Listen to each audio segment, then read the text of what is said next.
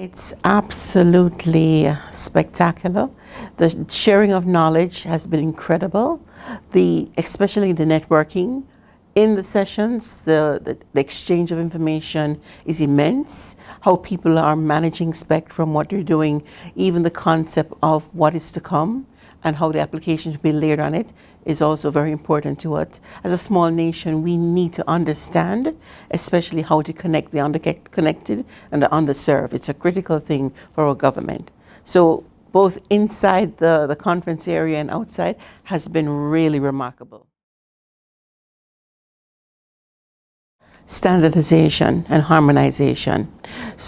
And we had a conversation, and Mario brought home a very fundamental point. And many of us, I can appreciate what Mario said, that when we used to travel and we had to literally rent a phone or have a friend give us a phone to chip it in order to make calls back home because there was no portability across nations. Now here I am in France and I'm roaming. I'm able to speak to my daughter to the point that I can even use data to communicate. So if we've come a far way. And I think the ITU, with the number of RRC implementations and agreements across nations, not only the region 2, which I sit, but across all nations, if we more and more collaborate and harmonize, it'll make a big change in how we approach the overall connectivity and even world economics and growth and development. Excellent point. So the last 2 years was really a learning time for us. When we had the shutdown in 2020, March, what we learned that were over 400 schools, communities were just not connected or to the point of not being served.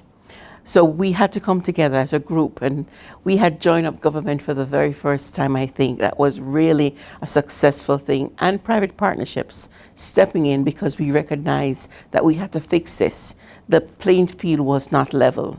So we worked collaboratively with the incumbents, with the IXPs and government in trying to create that type of synergy to put new technologies. Satellite came in through an entity. ReadyNet used Viasat, for example.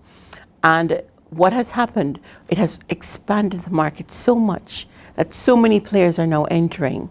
We did a new policy. Now we're looking at efficiency as a factor when we actually price spectrum. We did a successful auction within the 700. We are also now looking at repurposing. There is now a consultation entry. That's why I don't sleep while I'm here, because we're doing a consultation as we speak, looking at a portion of the band in the 600, which was primarily allocated to broadcasters. We're looking at a small portion to give it to IMT to see if we can connect more persons in a meaningful way.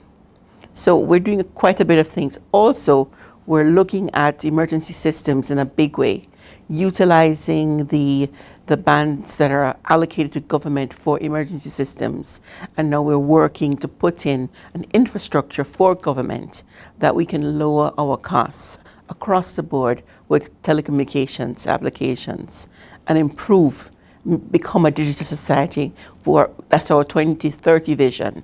So a lot of things are happening right now in that space.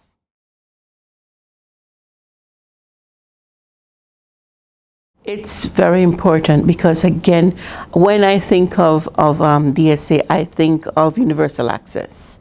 And a number of our communities have hotspots, and communities depend on these hotspots. So Wi-Fi is a critical component to growth and economic development. It is our hope of our government to lift the BPO environment and not only just offer call centers, but even coding. I think India has had tremendous success. And even online school, now we're not looking at the brick and mortar anymore. We're looking at more, a blended modality type of, infrastructure or collaborative space where people can learn. You can sit. Telemedicine is another area.